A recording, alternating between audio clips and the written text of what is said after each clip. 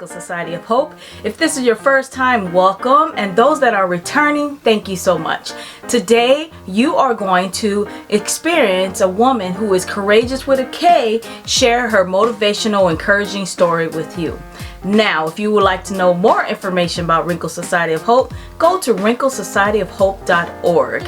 And don't forget, hit subscribe and share our YouTube channel. Hit that notification button so you can hear about the new stories that come every week. Thank you so much, and I can't wait to hear from you all soon.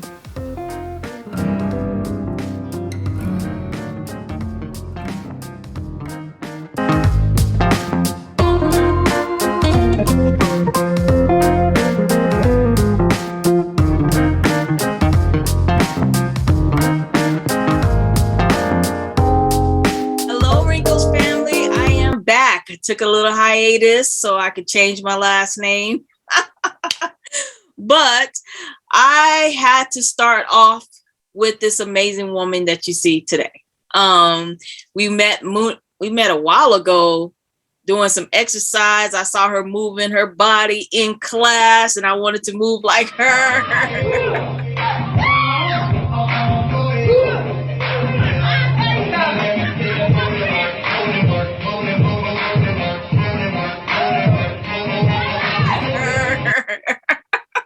When I first got there to class with Judy O for Z Fire, and I see that you continue on to ignite your flame. I see you moving and grooving and shaking. So please introduce yourself to the Wrinkles family. Wow, howdy out there. Hello, y'all, and out there in the Wrinkles family. And thank you so much, Summer, for having me as I'm not even going to say a guest because we were family, you know. We were out there with Ignite Fire with Miss Judy O. It was amazing. But my name is Lorrie Shelton, and I'm a lifetime Southsider in Phoenix, Arizona. Basically, I went to high school out here at South Mountain High, graduated from South Mountain College, went on recently during a wrinkle in my life and completed my bachelor's, and I'm about 7 classes away shy from a master's. Girl power. Been an active coach in the community at the local high schools and junior high schools. And I started working on myself physically and emotionally probably back in 2011 or 12, which is where I met Summer just a couple of years later at the local community center when we would go to Zumba classes. So I guess a little bit of a nutshell. We'll talk about some more, I'm sure, in a little bit with Miss Summer here. Well, thank you so much for coming today. I didn't know you were a coach. So what sports do you coach? So I coached volleyball at the community center. I did club coaching, and I also did junior high at a charter school here in South Phoenix. And the funny thing with that is that I was pretty much the main coach, but the actual paid coach, the staff member who would always pick the team. So when my daughter was in the 8th grade getting ready to graduate, or be promoted to high school, I said, "Do you want a championship or not?" And he's like, "Yes." I said, "Then you have to let me pick the team." Oh. So I did, and he'd come and say, "Well, what about?" And I'm like, "You want a championship?" And he'd say, "Yeah, I want a ship." Yeah. So I picked the team. And we were pretty much undefeated, won the championships. I actually got offered a position at another school to coach a paid job. And I said no, because I was going to go on to high school, and I had already been offered to coach at the local high school that my daughter was going to be attending. So yeah, I coached volleyball, like I said, club, junior high, and a local high school here in South Phoenix. Wow. Well, we're both natives. I'm not of Phoenix, but a native of Eloy, Arizona. Yeah. Back in the day, I'm a native too. I played volleyball back in the day. I love volleyball. So yeah, we're gonna have to bounce the ball around a little bit. See, we still. Yep. I played in high school. I played softball, volleyball, and basketball. I didn't play until college. Oh, look at you. See, I'm learning about you already today. So as we've been far gone away from high school, And Right. we got a little older, so we getting these little facial wrinkles. How did you feel when you got your first little wrinkle? Because you don't have many, but Well, I've inherited one it's genetic, which is this little crease right here. Pretty much had it forever. I was accepted, but I don't know, to see what lines I do have, it never really bothered me. I was never really affected by the milestone birthdays, 30, 40, 50. Now I'm closer to the 60 milestone than I am to the 50.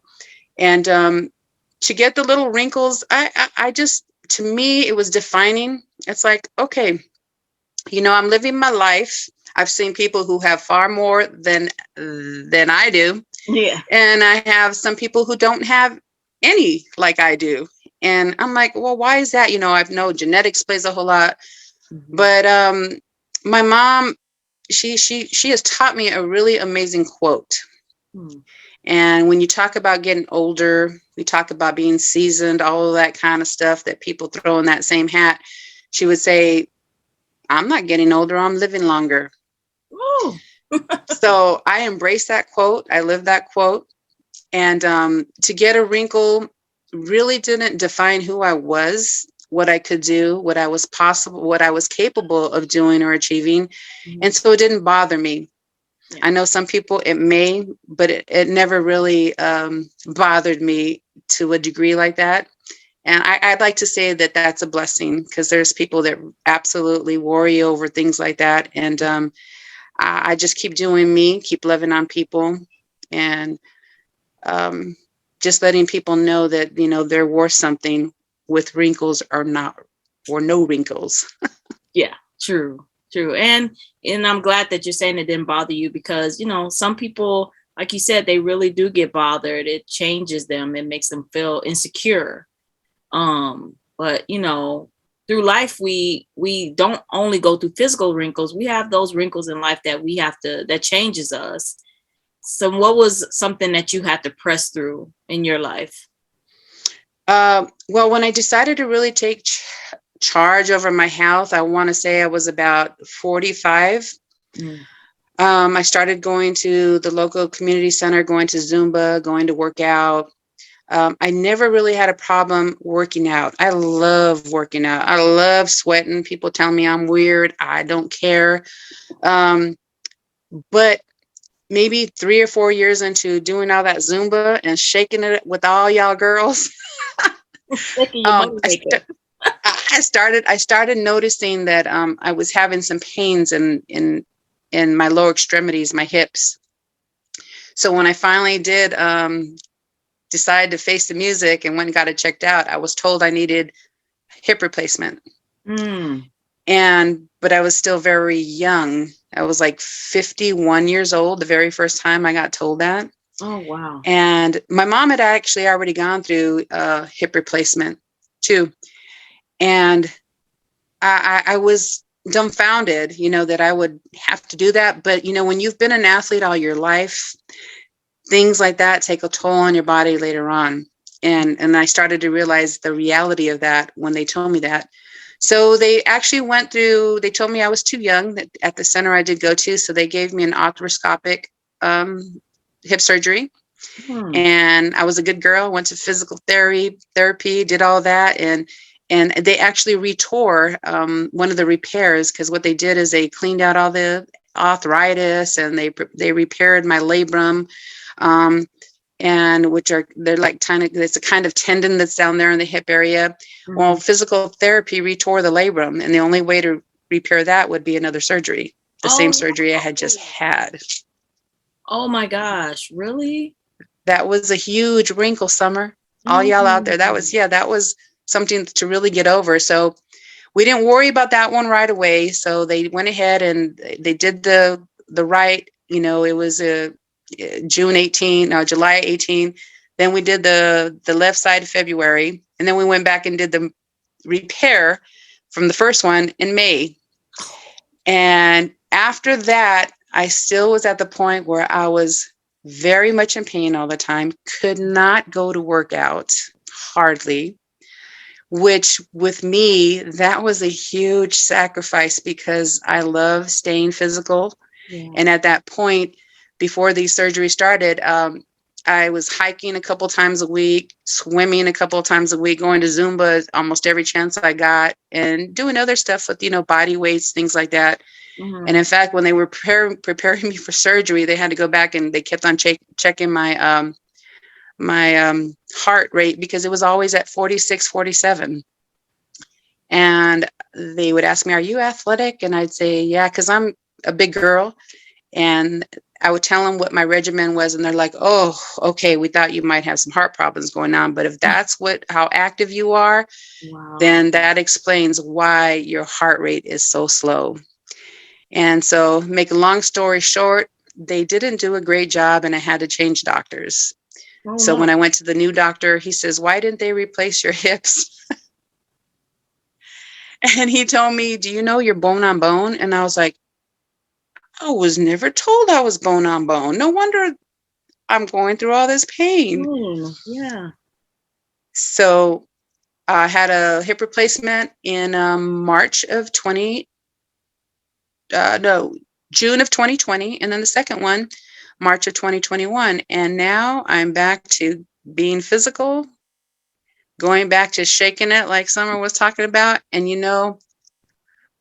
I go in there with so much more enthusiasm because I'm so grateful, Yeah. extremely grateful at the opportunity to be able to get up, to walk.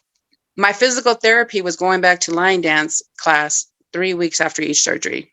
Never went back to PT, just went straight to line dance class with my cane and all. Really?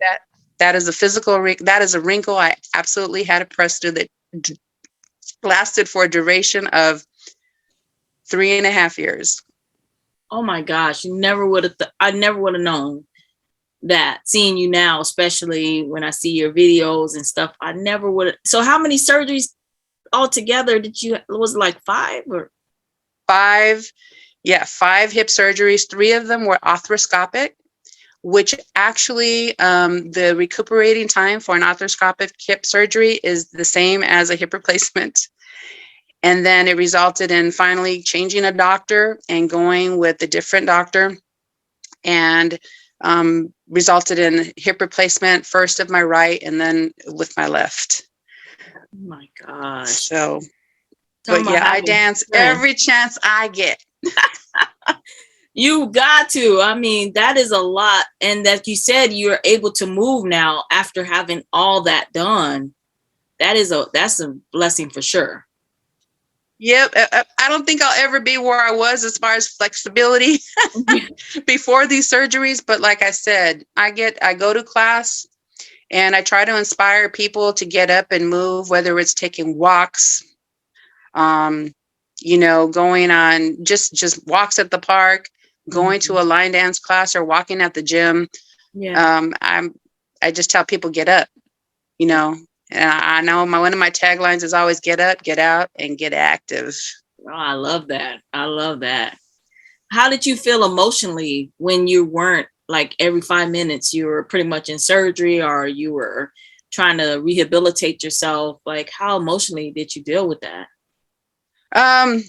You know, I know how to eat. I'm healthy. I'm curvaceous. And I think that took away some of my pleasantries because I would go to the gym really sometimes to offset what I ate. Just I'm being real honest, Oh, yeah. And people would be like, "Why are you always at the gym?" I said, "Because I'm always eating." And so emotionally, I got down. There was a few times where I really got down because I couldn't get up and do the things that I love to do. Like I mentioned to you before, I never had a problem with working out. Never been skinny, but I've never been like outrageously, on the opposite end of the weight spectrum either. Got a little bit chunky, like I said, but I was down because, as we all know, when you do work out, it generates endorphins. And Yeah. those endorphins give you that, just that all positivity and all that flow. So there were times where I would try to make myself go out and walk, and my daughters would go with me, and they'd walk 1/2 mile with me, and then I couldn't walk, and I'm like, let's keep going. And they'd be like, no, you can barely walk.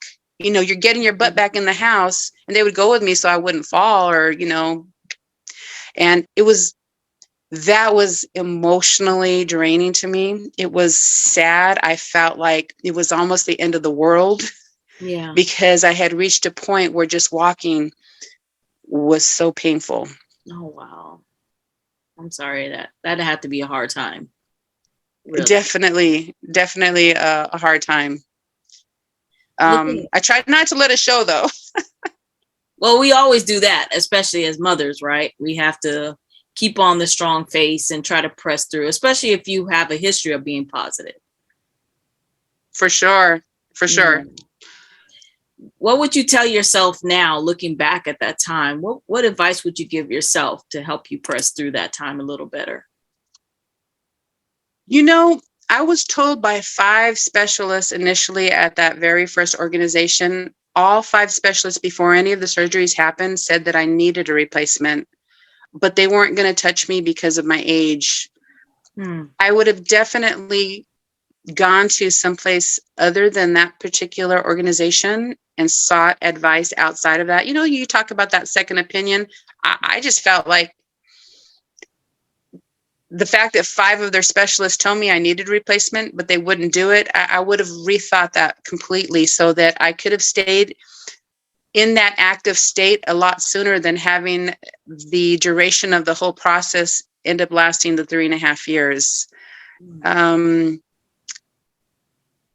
know going back to that time, I would have just definitely seen a different doctor.